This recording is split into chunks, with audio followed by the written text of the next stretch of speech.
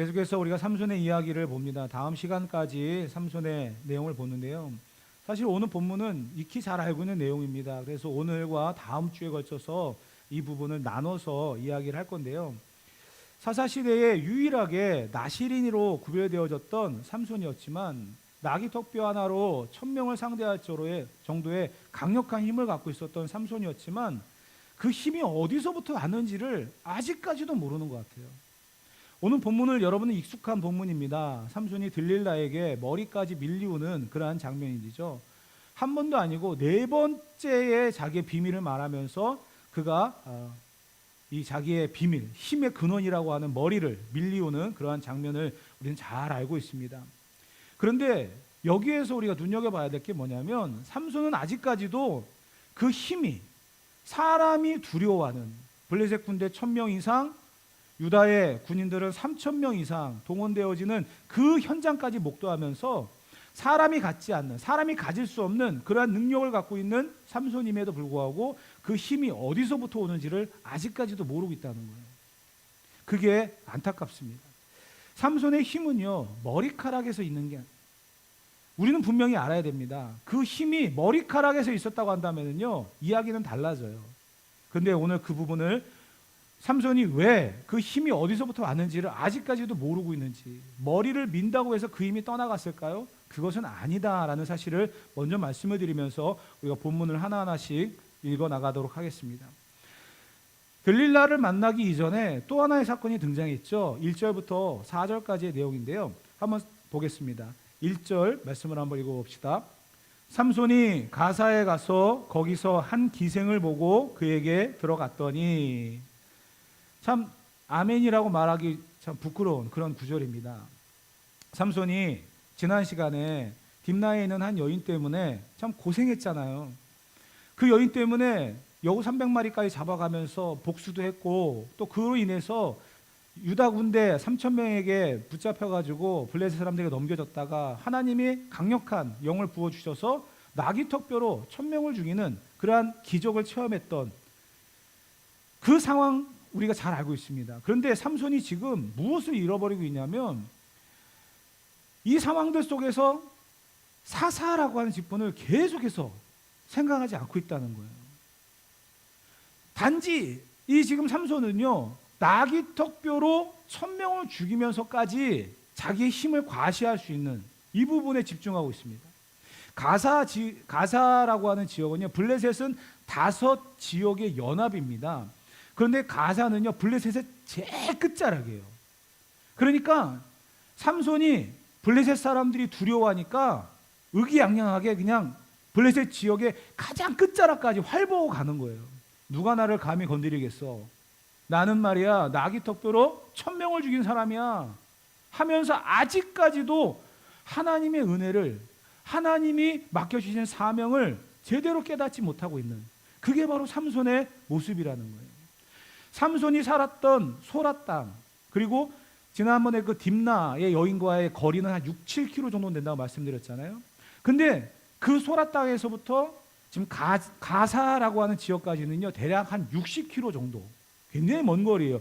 블레셋 지역의 가장 끝자락, 해안가, 지중해 해안에 있는 가자 지역, 지금의 가자 지구, 지금 팔레스타인 그 사람들이 지금 갇혀 있는 가자 지구, 이스라엘 사람들이 아예 그냥 거기를 가둬놨어요.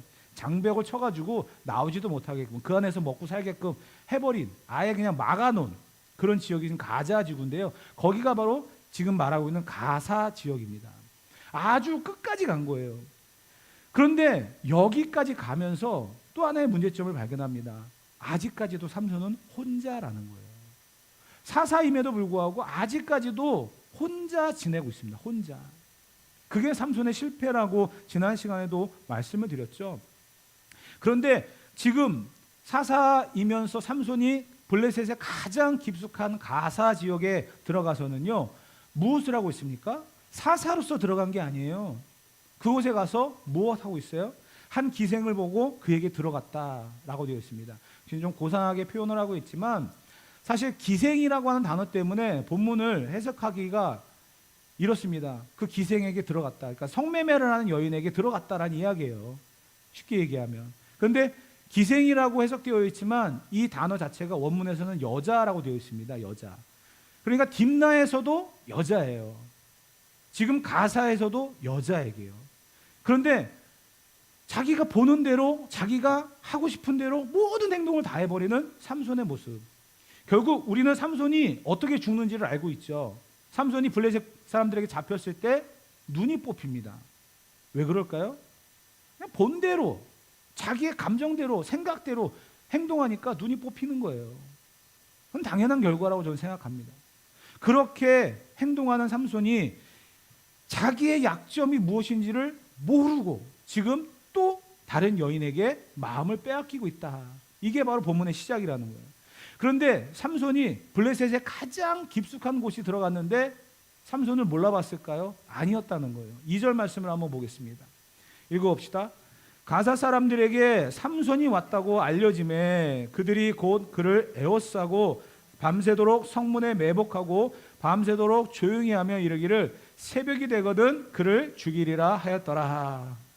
지금 가사의 사람들이 삼손이 자기의 지역에 들어왔다는 사실을 알았다는 거예요. 모를 수가 없죠. 삼손은 그만큼 티가 나는 사람이었던 것 같습니다. 밤새도록 그 사람을 죽이려고 했어요. 삼손은 정말 두려운 사람이에요. 정면 대결을 할 수 없는 사람이에요. 왜? 알거든요. 나기턱뼈로 1000명을 죽였다는 소문은 이 사람들도 다 알고 있는 사실이었거든요. 그래서 밤이 새도록 삼손이 잠자기를 기다리고 있다가 습격을 하려는 거예요. 그게 이들의 의도였는데 삼손이 알았는지는 모르겠어요. 어떻게 행동하냐면 3절에 보면 이렇게 기록되어 있습니다. 읽어봅시다. 삼손이 밤중까지 누워있다가 그 밤중에 일어나 성 문짝들과 두 문설주와 문빗장을 빼어가지고 그것을 모두 어깨에 메고 헤브론 앞산 꼭대기로 가니라. 아멘. 지금 삼손이 그 사실을 알았는지는 모르겠지만 새벽이 되면 잠자면 죽을 수도 있다는 사실을 알았는지 밤중에 일어나서는요, 그 가사의 성의 문짝 2개와 그리고 문짝을 지탱하고 있는 문설주, 기둥, 그리고 그 문을 바깥에서 못 열게끔 막아주는 그 문빗장, 그것을 가지고 어깨에다 메고요 헤브론 앞산까지 가서 버렸대요. 거기까지 가져간 이유는요, 버린 거예요. 버린다라고 하는 것은 그 성문은요, 그 성의 힘의 상징이에요. 그 성문이 열리면 적들이 들어와서 그 성은 망합니다. 그래서 굉장히 튼튼하고 무겁게 만들어요. 그렇기 때문에 쉽지 않은 무게인데도 삼손은 그것을 어깨에 메고 헤브론 앞산까지 갔다는 거예요. 버린 거예요. 너희들이 상징하고 있는 힘의 상징인 이 성문을 내가 여기다 버린다 라고 하면서 창피를 주는 거거든요. 너희들이 나를 죽이려고 했지, 나는 너희들에게 이렇게 모욕을 줄 거야 하면서 이 성문짝을 들고 간 거예요. 근데 여러분, 성문짝이 작은 게 아니거든요. 쉬운 예로 여러분, 우리 지금 예배당에 문짝이 좀 2개 있죠. 저 2 문짝을 띄어가지고 여러분들이 어깨에 메고 2개를, 1개도 아니고 2개를 어깨에 메고 이 앞산에까지 올라간다. 쉽지 않거든요. 근데 여러분, 제가 이 부분을 삼손이 어느 정도의 괴력을 갖고 있었는지를 설명드리기 위해서 지도 하나를 보여드릴 텐데요. 삼손이 살고 있었던 소라 땅과 딥나는 가까운 지역이기 때문에 지도에서 찾다가 소라 땅보다는 딥나라고 표현되어 있어서 딥나를 표시를 했습니다. 딥나에서 가사라고 하는 지역은 지중해 해안가에 블레셋 가장 깊숙한 지역이에요. 한 60km 정도 되어지는 거리를 갖고 있습니다. 거기까지 지금 삼손이 갔단 말이에요. 거기에서 헤브론 앞산은 또 어디냐면 이만큼 올라가요. 가까운 거리가 아니에요. 대략 60에서 한 70km 산으로 올라가는 거예요. 헤브론 앞산이라고 되어 있기 때문에 헤브론까지는 아닐 수도 있어요. 하지만 헤브론 앞산까지 올라갔다라고 했을 때 상당한 거리거든요. 사실 성문 2개, 문설주, 문빗장, 이거는요 수레에 실어서 싣고 가야 될 만큼 무거운 거예요. 근데 그걸 어깨에다 메고 헤브론 앞산까지 갔답니다. 그것도 60km 정도. 가까운 거리가 아니거든요. 그러니까 삼손의 힘이 어느 정도였는지 여러분 짐작이 되시죠? 이 지도 하나를 보는 순간에. 그런데 이 상황을 우리가 한번 보면서 이런 걸 생각해야 돼요. 삼손이 지금 하지 말아야 될 일을 또 하고 있습니다. 그러면서 그에게는 아직도 힘이 남아있어요. 괴력이에요. 그 성 문짝, 그냥 일반적인 가정 문짝이 아니고요. 그 성을 지키는 엄청난 크기의 문짝 2개와 문 설주와 문빗장, 이것을 어깨에 짊어지고 헤브론 산 앞에까지 가가지고 버려버리는 그 괴력을 발휘할 수 있었던 게 무엇일까? 아직까지 그에게는 힘이 남아 있었다는 것이고요. 그 힘을 가지고 자기를 과시하는 데만 사용하고 있는 그러한 삼손의 모습을 보여주고 있다는 사실입니다. 여러분, 삼손이 해야 될 일은 무엇이었습니까? 사사예요. 사사. 블레셋 지역의 가장 깊숙한 곳에 들어가서 그가 해야 될 일은요, 기생의 품에 들어가는 것이 아니라 그곳에서 하나님이 하시는 일들을 보여줘야 되는, 그게 삼손의 역할이었는데도 불구하고 아직까지도 방황하고 있는, 아직까지도 자기 역할을 찾지 못하고 있는, 그게 바로 삼손의 모습이었다는 것입니다. 삼손이 계속해서 실패하는 이유가 뭐라고요? 아직까지 자기의 역할, 자기의 사명을 깨닫지 못하고 있는 것. 그게 삼손의 실패의 모습이에요. 사울 왕이 하나님께서 아말렉 군대를 다 멸절하라 라고 얘기했을 때 아말렉 왕을 살려버리죠. 그리고 전리품으로 데려옵니다. 사무엘이 뭐라고 얘기합니까? 내 귀에 들려오는 이 소리는 무엇입니까? 내가 다 하나님의 명령을 순종하고 왔습니다. 그런데 전리품, 내가 이 전쟁을 승리했다라고 하는 증명을 해야 되잖아요. 그래서 아말렉 왕을 잡아왔습니다. 사무엘이 내린 평가가 뭐였습니까? 하나님의 명령이죠. 왕이 순종하지 않았다. 순종하지 않았다.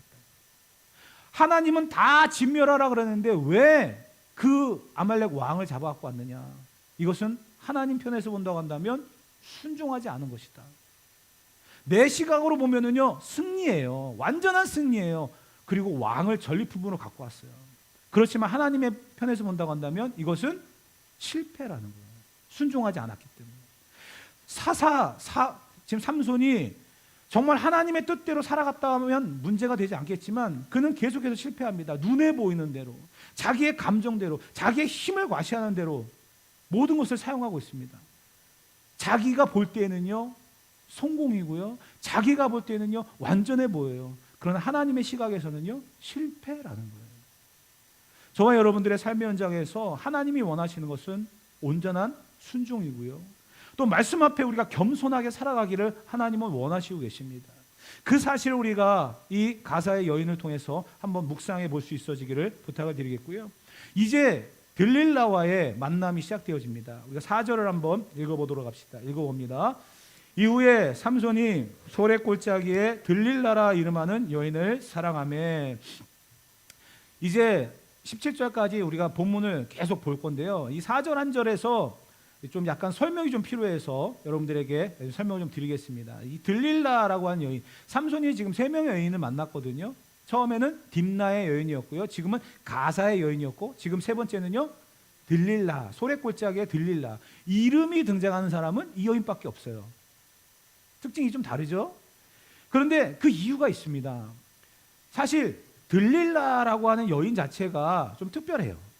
물론 삼손을 넘어뜨린, 비밀을 알려주는 그런 역할을 했던 거 우리가 잘 알고 있습니다만은, 어떻게 이 삼손의 비밀을 알았을까?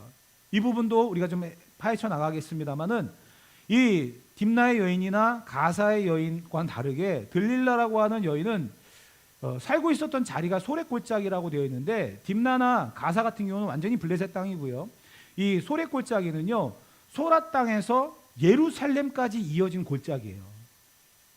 그곳에 살았기 때문에 일부 학자들은, 그러니까 우리가 그동안 알고 있었던 것이 들릴라는 블레셋 여인이 맞다라고도 이야기하지만, 일부 학자들, 그러니까 소수의 학자들 같은 경우는 들릴라가 소래골짜기에 살았기 때문에 유대인이었을 수도 있다, 이렇게도 이야기하는 사람이 있어요.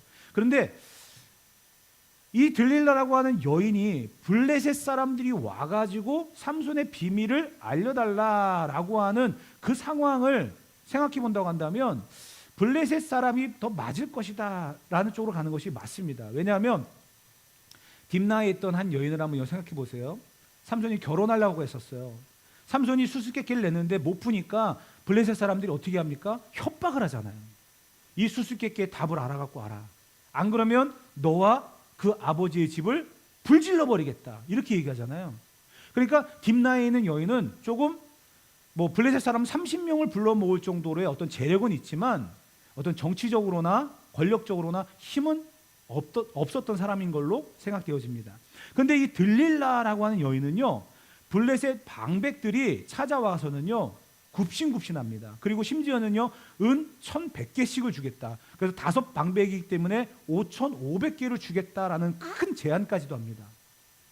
그만큼 들릴라의 신분이 높았다라는 거예요. 여인이지만 신분이 높았다. 그 신분이 높았던 이유가 뭘까라고 한다면 성경학자들이 대부분 공통적으로 하고 이야기 뭐냐면 블레셋이 섬기고 있었던 다곤 신전의 제사장이었을 것이다 라고 대부분 이야기합니다. 그러니까 그만큼 접근하기 어려운, 범접하기 어려운 그러한 직분을 갖고 있었다는 거예요. 그러니까 정치적으로의 어떤 배경은 없어요. 당시에 여자가 정치적으로 나설 수 있는 그런 환경이 아니거든요. 그러나 신전에서 일하는 데 있어서는요 남자들보다 더 우월합니다. 그래서 이 제사장, 그러니까 신전에서 봉사하고 있는 여자 사제들 중에서 최상급에 있는 그런 사람이었을 것이다. 그래서 이 블레셋 방백들이 왔을 때도 굽신굽신하는 그러한 여인이었을 것이다. 이렇게 이야기합니다. 그러니까 지금 삼손이 상대하고 있는 들릴라가 어떠한 여인인지를 분명히 좀 알아야 이 본문을 좀 이해하는 데 쉽고요. 또 특징이 있어요. 이 영적인 특징이기도 하고, 그러니까 이름을 해석해 보면은 참 재밌는 그러한 영적인 특징이 등장하는데, 삼손의 이름의 뜻이 뭐였죠? 작은 태양. 그러니까 그의 어머니가 삼손이 태어났을 때 그를 통해서 어떤 희망을 발견하기를 원해서 이 어두운 블레셋의 통치를 받고 있는 그 상황을 조금 회복하기를 기대하는 마음으로 그 아들의 이름을 작은 태양이라고 하는 그런 이름을 지었어요. 근데 들릴라라고 하는 이름의 뜻은 뭐냐면 밤의 여인이라는 뜻이에요. 밤의 여인. 그러니까 쉽게 얘기하면 밤의 여인이 작은 태양을 죽인 거예요. 이스라엘의 소망이었던 작은 태양이 밤의 여인에게 정복당한 거예요. 상황이 그렇습니다. 이름의 뜻만을 놓고 해석해 본다고 한다면 희망이 무너지는 거예요. 밤의 여인에게 무너지는. 그게 삼손과 들릴라의 사건에서 등장하고 있는 그런 배경입니다. 자, 그런 가운데서 지금 삼손이 놓치고 있는 게 뭐냐면 계속해서 여인들을 만나고 그 여인들 관계를 유지하려고 하는, 하나님은 그 상황 속에 아무것도 없어요. 그게 삼손의 가장 큰 실수였다라는 것입니다. 그러한 배경을 우리가 보면서 본문을 계속 풀어나갈 텐데요. 자, 5절 말씀부터 이제 17절까지 우리가 쭉 이제 이어서 나가서 여러분이 잘 알고 있는 본문이니까 한번 계속해서 빠르게 보도록 합시다. 5절 읽어봅시다. 블레셋 사람의 방백들이 그 여인에게 올라가서 그에게 이르되 삼손을 꾀어서 무엇으로 말미암아 그 큰 힘이 생기는지, 그리고 우리가 어떻게 하면 능히 그를 결박하여 굴복하게 할 수 있는지 알아보라. 그리하면 우리가 각각 은 1,100개씩을 내게 주리라 하니. 지금 들릴라의 신분이 어느 정도인지를 말씀을 드렸잖아요. 그러니까 블레셋 방백들이 와서 들릴라에게 제안을 합니다. 딥나에 있던 여인과는 완전히 다르죠. 딥나의 여인에게는 너 답을 알아보지 않으면 불지르겠다 협박을 했지만, 지금 들릴라에게는 제안을 하잖아요. 그러니까 그만큼 들릴라의 신분이 다르다는 거예요. 그러면서 그에게 물어보는 두 가지 질문이 있어요. 첫째, 그 큰 힘이 어디서 생기는지, 그리고 어떻게 하면 우리가 그를 결박할 수 있는지, 이 두 가지 질문을 던집니다. 그리고 그것을 알아갖고 오면 우리가 은 1,100개씩을 주겠다. 5방백이기 때문에 5,500개예요. 우리가 이제 몇 주 있다가 보게 되어질 본문에 미가라고 하는 사람이 가정 제사장을 세웁니다. 가정 제사장. 하지 말아야 될 행동을 그때 하고 있어요. 왕이 없기 때문에 자기 소견대로, 자기의 소견에 옳은 대로 행하는 한 예예요, 그게. 그러면서 가정 제사장을 세우는데 연봉이 은 10개예요. 은 10개. 연봉이. 은 10개를 주고 그 사람을 고용을 합니다. 그렇다고 한다면 지금 5,500개의 은은 550명의 제사장을 1년 동안 쓸 수 있는 어마어마한 양이거든요. 상상 이상이에요. 그것을 제안을 합니다. 들릴라에게. 왜요? 그만큼 들릴라의 위치가 다르거든요. 그런 제안을 해도 충분한 사람이기 때문에 그만한 제안을 하고 있는 거예요. 이 두 가지의 질문 앞에 들릴라가 삼손에게 이렇게 이야기합니다. 6절을 한번 읽어봅시다. 들릴라가 삼손에게 말하되 청하건대 당신의 큰 힘이 무엇으로 말미암아 생기며 어떻게 하면 능히 당신을 결박하여 굴복하게 할 수 있으는지 내게 말하라 하니, 자연스럽게 이제 질문을 한 겁니다. 당신의 큰 힘이 어디서 나온 겁니까? 당신은 어떻게 하면 결박할 수 있습니까? 처음에는 자연스럽게 던진 질문이기 때문에 삼손도 자연스럽게 받아들입니다. 아무 문제의식을 느끼지 않아요. 그 질문 앞에 삼손이 7절에 보면 이렇게 이야기합니다. 읽어봅시다. 삼손이 그에게 이르되 만일 마르지 아니한 새 활줄 7으로 나를 결박하면 내가 약해져서 다른 사람과 같으리라. 지금 삼손은 어떻게 하면 그 큰 힘이 생겼는지, 어떻게 하면 당신을 결박할 수 있을지, 이 질문 앞에 마르지 아니한 새 활줄, 한 번도 쓰지 않은 그런 활줄, 단단한 그 활줄, 그것을 가지고 자기를 묶으면 내가 약해진다. 무슨, 죄송해요, 원더우먼이 그 상대방의 비밀을 알기 위해서 줄을 쓰잖아요. 그걸 던져가 묶으면 어때요? 진실의 줄이라고 하잖아요. 그래가지고 그 사람의 뭐 질문을 하면은 거짓하지 않고 막 말하는 막 이런 장면을 여러분 영화나 이런 데 보셨을 텐데, 지금 뭐 삼손이 지금 그런 겁니까? 착각하고 있는 거예요. 그리고 들릴라의 그냥 자연스러운 질문 앞에 삼손도 농담처럼 던지는 거예요. 농담처럼. 진짜가 아니잖아요. 그리고서 어떤 일이 벌어져요? 8절과 9절에 보게 되어지면 활줄로 묶었더니 8절과 9절에 이렇게 이런 일이 생깁니다. 읽어봅시다. 블레셋 사람의 방백들이 마르지 아니한 새 활줄 7을 여인에게로 가져오매 그가 그것으로 삼손을 결박하고 이미 사람을 방 안에 매복시켰으므로 삼손에게 말하되 삼손이여 블레셋 사람들이 당신에게 들이닥쳤느니라 하니 삼손이 그 줄들을 끊기를 불탄 삼시를 끊음같이 하였고 그의 힘의 근원은 알아내지 못하니라. 아멘. 블레셋 사람들을 숨겨놓고 줄로 묶었습니다. 그리고서는 블레셋 사람들이 왔다고 이야기하니까 삼손이 일어나서 그 줄을 끊어버리는 거예요. 장난이잖아요. 삼손은 그걸로 묶을 수가 없어요. 그랬더니 장난치지 말라는 거죠. 들릴라가 이야기합니다. 10절 읽어봅시다. 들릴라가 삼손에게 이르되 보라 당신이 나를 희롱하여 내게 거짓말을 하였도다. 청하건대 무엇으로 당신을 결박할 수 있을는지 이제는 내게 말하라. 나에게 거짓말하지 말라는 거죠. 나를 왜 속이느냐, 장난하지 마, 이젠 좀 제대로 말을 해줘 라고 했을 때 삼손이 또 이야기합니다. 11절 12절 읽어봅시다. 삼손이 그에게 이르되 만일 쓰지 아니한 새 밧줄들로 나를 결박하면 내가 약해져서 다른 사람과 같으리라 아니라. 들릴라가 새 밧줄들을 가져다가 그것들로 그를 결박하고 그에게 이르되 삼손이여 블레셋 사람이 당신에게 들이닥쳤느니라 하니 삼손이 팔 위에 줄 끊기를 실을 끊음같이 하였고 그때에도 사람이 방 안에 매복하였더라.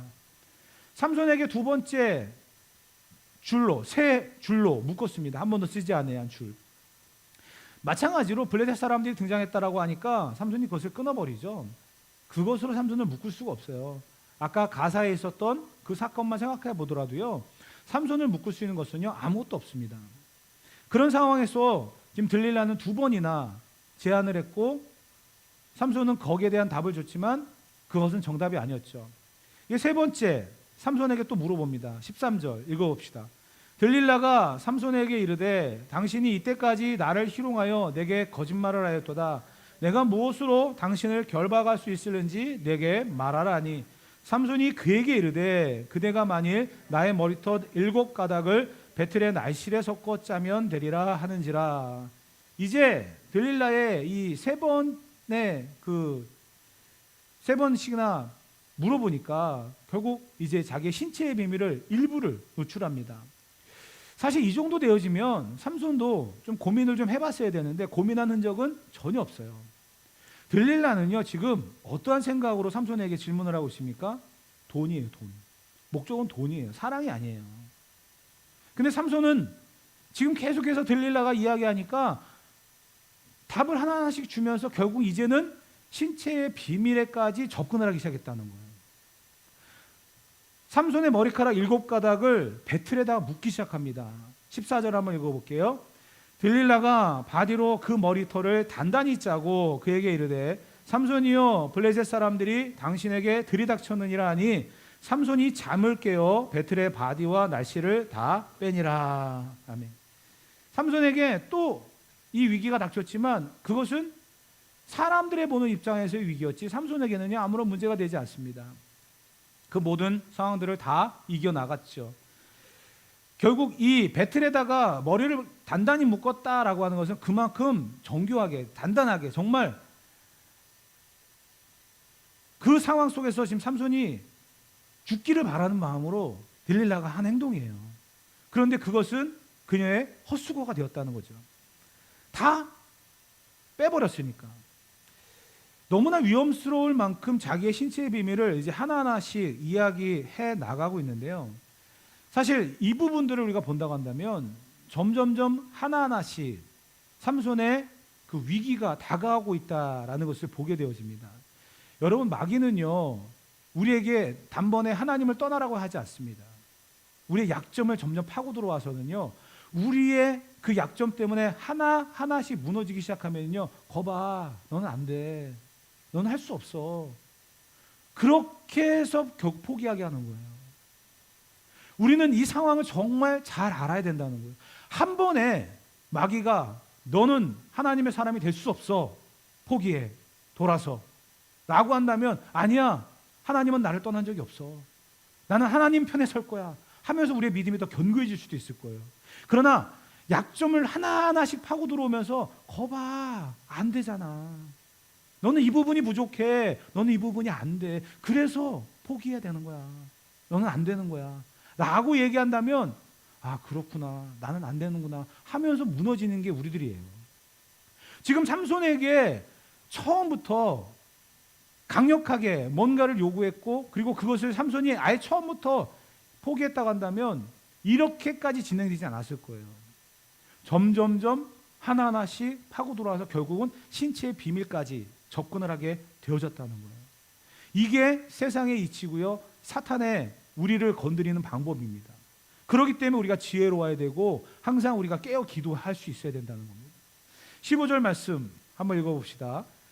들릴라가 삼손에게 이르되 당신의 마음이 내게 있지 아니하면서 당신이 어찌 나를 사랑한다 하느냐, 당신이 이로써 3번이나 나를 희롱하고 당신의 큰 힘이 무엇으로 말미암아 생기는지를 내게 말하지 아니하였도다 하며, 지금 3번이나 나를 실망시키고 그리고 나에게 거짓말을 했다.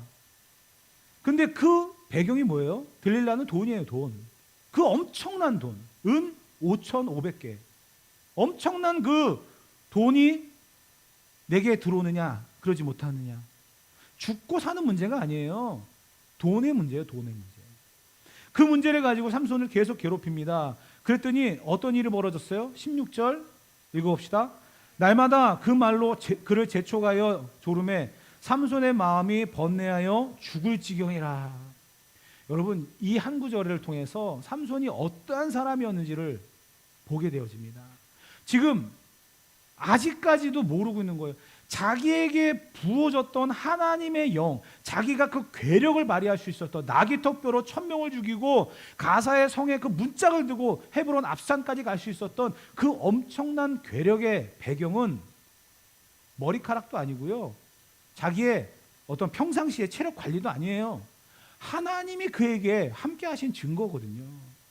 그런데 지금 이 상황 속에서 계속해서 자기의 힘의 근원을 물어보고 있는 이 여인에게 삼손이 뭐 거짓말도 하면서 여기까지 왔습니다만 왜 나에게 거짓말하느냐, 진심을 말하라 라고 하면서 대들고 있는 이 들릴라 앞에 삼손이 어때요? 마음이 번뇌하여 죽을 지경이었다. 여러분, 이 상황 속에서 삼손이 어떠한 사람인지 우리가 좀 깊이 생각해 볼 필요가 있습니다. 떠나면 되는 거예요. 여러분, 내가 감당할 수 없는, 내가 해결할 수 없는 그런 문제를 만났을 때 우리가 하나님을 찾는 게 첫 번째 방법이고요. 그리고 두 번째는요, 그 방법이 해결되지 않으면요 피하는 게 지혜예요. 그런데 우리는 그것을 어떻게 해서든지 해결해 보려고 하는 그러한 생각을 갖고 있다는 것입니다. 때로는 내가 감당할 수 없는 일들이 있어요. 내가 해결할 수 없는 일들이 있어요. 그때는요, 피하는 게 지혜예요. 그것을 해결해 보겠다고, 그것을 풀어보겠다고 덤벼들다가 오히려 무너지는 경우들이 많이 있습니다. 그게 삼손의 지금 현재 상황이라는 거예요. 지금 사랑을 지키자니 하나님을 배반하는 것 같고, 하나님을 따르자니 사랑을 포기하는 것 같고, 지금 삼손이 할 고민입니까? 삼손은 이스라엘의 사사예요. 근데 그 직분을 망각한 채 사랑이냐 하나님이냐 이 두 가지 가지고 번뇌하고 있다는 거예요. 자기의 신체의 비밀을 말하는 순간 자기에게 닥쳐올 엄청난 위기가 있다는 것을 삼손도 모르지는 않았거든요.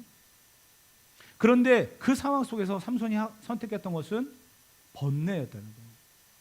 복잡한 생각. 내가 무엇을 말해야 되나? 말아야 되나? 이게 아니에요. 떠나야 되는 게 맞는 거예요. 떠나야 되는 게. 그 자리를 여러분 보세요. 3번이나 그 여인이 의도를 가지고 접근해 왔는데 삼손은 아직까지도 왜 이 여자가 나에게 이런 질문을 하지? 왜 나의 힘을 또 나를 결박할 그 이유를 왜 찾지? 이런 고민의 흔적은 한 번도 없어요. 그냥 놀리는 거예요. 아무리 니들이 나를 갖다 묶은다는데 내가 묶여질 것 같아? 결박당할 것 같아? 안 돼. 하면서 즐기고 있는 거예요. 이게 삼손의 모습입니다. 사사인데도 불구하고 전혀 사사이지 않은 그런 모습. 그러면서 그는 사랑이냐 하나님이냐 이 두 가지를 놓고 고민하기 시작했다는 거예요. 고민하기. 참 이 본문 자체가 너무나 마음이 안타깝지만 삼손은 이렇게 살아갔던 사람이라는 것을 다시 보여주는 그런 본문입니다. 그렇게 고민한 흔적을 이제 17절에 이야기합니다. 읽어봅시다. 삼손이 진심을 드러내어 그에게 이르되 내 머리 위에는 삭도를 대지 아니하였나니 이는 내가 모태에서부터 하나님의 나시린이 되었음이라. 만일 내 머리가 밀리면 내 힘이 내게서 떠나고 나는 약해져서 다른 사람과 같으리라 하니라. 이제야 진심을 드러냅니다. 고민의 흔적이에요. 이 고민의 흔적의 결과가 뭔지 아십니까?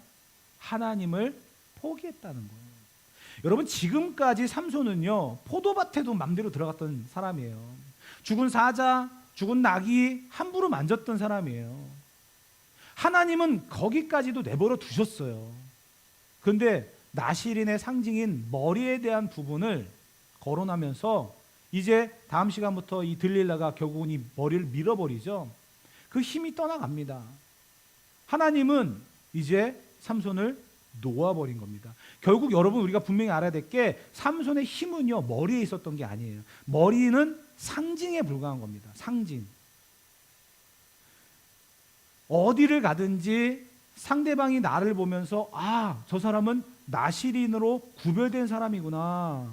하나님이 특별히 구별해서 살아가게끔 하시는 사람이구나. 저 사람에게는 뭔가 소원이 있고 그것을 갚고 지키기 위해서 살아가는 사람이구나. 내가 도와줘야지. 내가 저 사람이 하는데 방해가 되지 말아야 되지. 이러한 상징이 바로 나시린이에요. 나시린의 특징들. 그런데 머리카락에 힘이 있다? 절대 아니거든요. 그가 머리를 밀렸기 때문에 힘이 빠졌다? 아니에요. 다음 시간에 보게 되어질 본문에서 이런 이야기가 있어요. 20절에 보게 되어지면 하나님이 그를 떠났다라고 되어 있습니다. 하나님이 그를 떠났다. 결국 그 머리는요 포도원 사자나 당나귀 그 사체를 만지는 거기까지는 하나님께서는 그래도 어느 정도 참고 견디셨지만 이제 마지막으로 붙잡고 있었던 이 머리 부분이 고백되어지고 이제 밀려지니까 포기하니까 하나님마저 놔버린 거예요. 하나님이 그를 포기하신 거예요. 결국 그 머리카락에 힘이 있었던 게 아니라 하나님이 그를 떠나니까 그 힘이 사라진 거예요. 여러분 지난 시간의 이야기도 계속 연이어서 생각해 보시기 바랍니다. 삼손에게 그 엄청난 괴력이 발생했던 것은요 여호와의 영이 임해서 그런 거예요. 그렇죠? 그래서 그가 그곳을 라만레이, 자기 멋에 빠져있는 그 상황, 자기 중심적으로 빠져있는 교만의 상징, 하나님께서는 그에게 갈증을 느끼게 하셔가지고 물을 찾게 하시고 하나님 앞에 기도하게 했잖아요. 그래서 하나님이 물을 주시고 하나님 앞에 에나꼬레, 라만레이의 교만의 장소를 에나꼬레로 바꾸시면서 하나님이 너를 지키고 인도하기 때문에 네가 강한 것이다, 이렇게 말씀하셨잖아요. 오늘 본문도 마찬가지예요. 머리카락이 중요한 게 아니에요. 머리카락이 밀렸다고 힘이 나빠지고 머리카락이 길다고 해가지고 그 머리카락 길이만큼 삼손의 힘이 있다? 절대 아니에요. 분명한 것은 하나님이 그와 함께 하시기 때문이에요. 그 사실을 지금 삼손은 계속 잃어버리고 있다라는 겁니다. 포도밭, 사채, 여기까지는 하나님이 내버려 뒀지만 이제 마지막 최후의 보루인 머리카락까지 건드려 버리니까 하나님이 그를 떠나셨다. 사랑하는 성도 여러분, 삼손은 나시린으로 살 것이냐 아니면 사랑하는 여인 들릴라와 살 것이냐, 이것을 고민했습니다. 결국 그의 선택은 들릴라와 사는 거였어요. 그러니까 하나님을 위해서 살 것이냐 나를 위해 살 것이냐라고 했을 때 그가 선택한 것은 나를 위해서 사는 거였어요. 그 결과가 바로 그 힘이 사라지고 하나님이 그를 떠났기 때문에 그는 아무 힘이 없는 평범한 그런 사람이 되어버렸다는 겁니다. 사랑하는 성도 여러분, 오늘 삼손의 비극은 무엇이냐면 그에게 능력이 있는데도 불구하고 그 능력을 하나님을 위해서 사용하지 못했다라는 것이죠. 그의 능력이 떠나갔다, 그게 문제가 아니에요. 그의 능력이 떠나간 것은 무엇이에요? 하나님이 그를 놓아버리셨다. 하나님이 그를 이제 떠나셨다. 이런 비극이거든요. 오늘 우리가 이 본문을 통해서 이런 결론으로 마무리를 지어보려고 합니다. 우리가 살아가는 이 상황들 속에서 우리는 많은 고민과 갈등을 할 때가 있습니다. 하나님을 선택할 것이냐, 세상을 선택할 것이냐, 하나님 편에 설 것이냐, 아니면 나 중심으로 살아갈 것이냐, 우리는 많은 고민을 합니다. 아니다라고 말하지만 고민을 할 때는요, 대부분 그런 경우들이 많이 있어요. 근데 그때에 우리의 결정이 무엇이 되어야 되는, 하나님 편에 서서 살아갈 것이냐, 아니면 하나님 중심으로 살아갈 것이냐, 아니면 그 세상에 여러 가지 많은 유혹과 또 그 선택 앞에 무너질 것이냐. 우리는 이러한 결정의 순간들을 맞이하게 될 수도 있을 것입니다. 그런데 문제는 뭐냐면요, 하나님은 그 모든 상황들을 지켜보고 계시다는 거예요. 그러면서 우리에게 말씀하시고자 하는 게 뭐냐면, 기다리고 계시면서 어렵더라도 힘들더라도 하나님을 선택하기를 기다리고 계시는 거고요. 그때에 하나님을 선택하고 살아가면 하나님의 역사가 이루어지는 거예요. 그것을 체험하고 그것을 경험하면서 살아가라고 하나님은 언제나 우리에게 말씀을 하고 계시다라는 사실입니다. 오늘 삼손이 이 고민을 했다, 그리고 결국은 들릴라를 선택을 했다, 이 부분을 우리가 이 한 주간의 삶에 묵상하면서 돌아보면서 정말 순간순간마다 우리가 하나님 앞에 어떻게 설 것인가, 내가 이것을 선택했을 때 지금 당장에 눈에 보이는 이익은 없어 보여도 과연 그 결과가 어떠할 것인가를 우리가 목도하고 또 그 결과에 대해서 간증할 수 있는 그러한 기적의 현장들이 되어지기를 축복합니다. 하나님은 그렇게 만들어 가시는 거예요. 그것을 우리에게 지금 기대하고 바라보고 계시다는 사실입니다. 결국 우리의 삶은 하나님 안에 있다라는 사실을 다시 한번 돌아보면서 하나님이냐 세상이냐 고민하지 마시고 우리가 하나님 편에 서서 온전한 믿음 안에 살아갈 수 있는 저와 여러분 되어지기를 축복하고요. 삼손의 능력은 자기의 교만에 빠져 있을 때 무너졌습니다. 내 스스로가 완전하다, 완벽하다, 충분하다라고 할 때 우리는 무너질 수밖에 없습니다. 항상 겸손으로 살아가고 위험의 자리, 유혹의 자리, 시험의 자리는 내가 이길 수 없으면 피해가는 것도 지혜예요. 그러면서 하나님의 도우심을 구하고 하나님을 선택했을 때 당장 내 눈앞에는 어려움이 따를 수도 있고 그 순간이 내게는 시험이 될 수도 있다. 하지만 그때에 하나님께서 도우시고 인도하신다는 거. 하나님은 나를 놓지 않으실 것이라는 거. 그 확신 가지고 이 한 주간도 믿음으로 살아갈 수 있는 저와 여러분 되어지기를 주님의 이름으로 축복하고 우리가 다 같이 찬양하고 기도하는 시간 갖도록